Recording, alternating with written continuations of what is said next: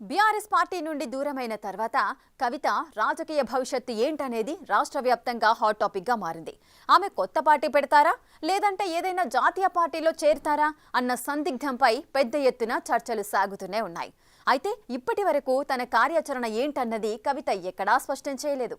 అయితే ఈ నెల 21 సిద్దిపేట నియోజకవర్గం చింతమడైలో బతుకమ్మ వేడుకలకు ఆమె హాజరు కానున్నారట. అంటే తన రాజకీయ ప్రస్థానానికి కేసీఆర్ సొంత గ్రామం ఉన్న సిద్దిపేటనే వేదిక చేసుకోనున్నట్లుగా ఆమె పరోక్షంగా సంకేతాలిస్తున్నారనే చర్చ నడుస్తోంది. అక్కడ ఆమె తన కొత్త పార్టీపై ప్రకటన చేస్తారన్న ప్రచారం ఆసక్తి రేపుతోంది.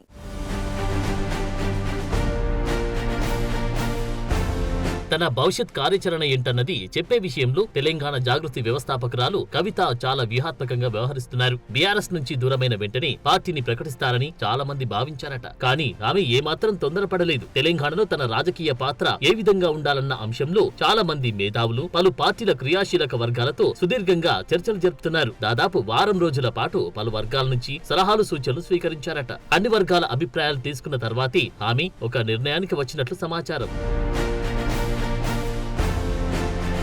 కవిత మొదటి నుంచి తన రాజకీయ భవిష్యత్పై స్పష్టమైన అవగాహనతో ఉన్నారంటున్నారు. ప్రజాసేవ చేయాలన్న సంకల్పం తనకు తండ్రి కేసీఆర్ నుంచి వారసత్వంగా అబ్బిన లక్షణమని చెప్పుకుంటున్నారు. తనకంటూ ప్రత్యేక గుర్తింపు ఉండాలని నిరంతరం భావించే వ్యక్తిత్వమని స్పష్టం చేస్తున్నారు. అందుకే తెలంగాణ ఉద్యమం నాటి నుంచి జాగృతి పేరిట ఓన్ అజెండాతో తన ప్రస్థానాన్ని ప్రారంభించారు. తెలంగాణ చరిత్ర, సాంప్రదాయాలు, సంస్కృతికి పునరుజ్జీవనం తెచ్చే విధంగా జాగృతి ద్వారా ఎన్నో కార్యక్రమాలు చేపట్టారు. ఏ పని చేసినా సరే స్పష్టమైన ఆలోచన, దూరదృష్టి కలిగిన నేత కవిత అన్న అభిప్రాయం ఉంది.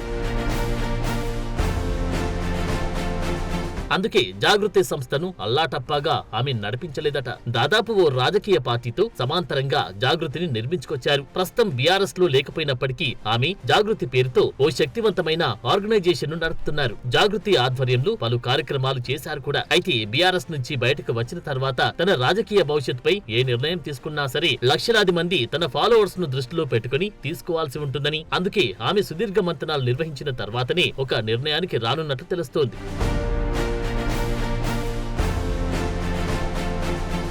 ఈ నెల 21 నుంచి బతుకమ్మ ఉత్సవాలు ప్రారంభం కాబోతున్నాయి. 21న సిద్దిపేట జిల్లా నియోజకవర్గం చింతమడకలో కవిత బతుకమ్మ వేడుకల్లో పాల్గొనాలని మహిళలు కవితను ఆహ్వానించారు. చింతమడక మహిళల పిలుపు మేరకు కవిత బతుకమ్మ వేడుకల్లో పాల్గొనబోతున్నారనే చర్చ నడుస్తోంది. ఆ క్రమంలో చాలా మంది ఆమె కొత్త రాజకీయ జీవితం తన సొంతూరు చింతమడక నుంచి ప్రారంభం కానుందని అభిప్రాయపడుతున్నారు. చాలా వ్యూహాత్మకంగానే ఆమె సిద్దిపేట సెగ్మెంట్ ను ఎంచుకున్నారని చెప్తున్నారు.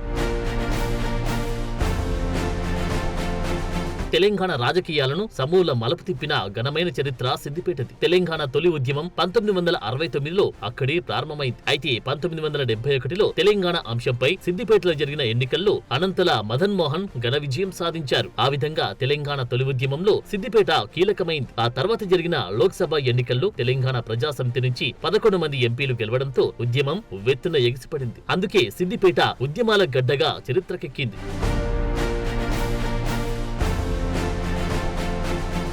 తెలంగాణ మలి ఉద్యమం కూడా సిద్దిపేట వేదికగానే ప్రారంభమైంది. కేసీఆర్ టీఆర్ఎస్ ప్రారంభానికి ముందు సిద్దిపేటలో ఉప ఎన్నికల్లో గెలిచి ఉద్యమాన్ని మొదలుపెట్టారు. ఆ విధంగా తెలంగాణ చరిత్రలో సిద్దిపేటకు మరోసారి ప్రత్యేక గుర్తింపు లభించింది. అందుకే తన రాజకీయ ప్రస్థానం కూడా సిద్దిపేట నుంచి మొదలు పెట్టాలని ఆమె భావిస్తున్నట్లు చర్చ జరుగుతోంది. నవ తెలంగాణ నిర్మాణానికి తన మొదటి అడుగు ఇక్కడి నుంచి మొదలైతేనే పేద ప్రజలు కన్న కలలు సాకారమవుతాయనే భావన ఆమెలో ఉందంటున్నారు.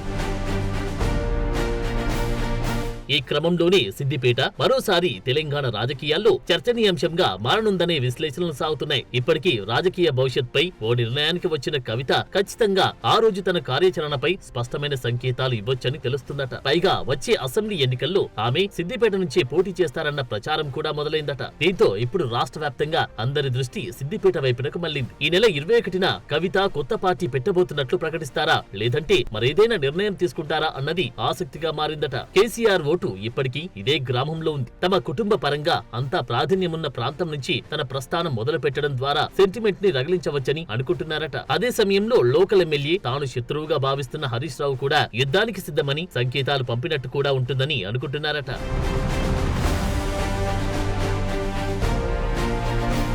సిద్దిపేటలో జరిగే బతుకమ్మ వేడుకల్లో పాల్గొనడంపై కవిత వ్యూహం ఏంటనేది పెద్ద చర్చనీయాంశంగా మారింది. ఇప్పటికే సిద్దిపేట ఎమ్మెల్యే హరీష్ రావుపై కవిత విమర్శనాస్త్రాలు సంధించారు. తమ కుటుంబాన్ని విచ్ఛిన్నం చేసి రాజకీయంగా లాభపడాలని హరీష్ చూస్తున్నారని కవిత తీవ్ర ఆరోపణలు చేశారు. హరీష్ పై ఇంతవరకు బీఆర్ఎస్ నుంచి బయటకు వచ్చిన ఏ నేత చేయని ఆరోపణలు కవిత చేయడం హాట్ టాపిక్ గా మారింది. హరీష్ పై ఆరోపణలు చేయడం, ఆయన ప్రాతినిధ్యం వహిస్తున్న నియోజకవర్గం నుంచి మొదటి ప్రోగ్రాం చేయడం, అది కూడా తనకు ఎంతో పేరును తీసుకొచ్చిన బతుకమ్మ వేడుకల్ని వేదికగా ఎంచుకోవడం ఖచ్చితంగా బీఆర్ఎస్ తో పాటు హరీష్ ను కూడా ఇరుకున పెట్టవచ్చన్న అభిప్రాయం వ్యక్తమవుతుంది.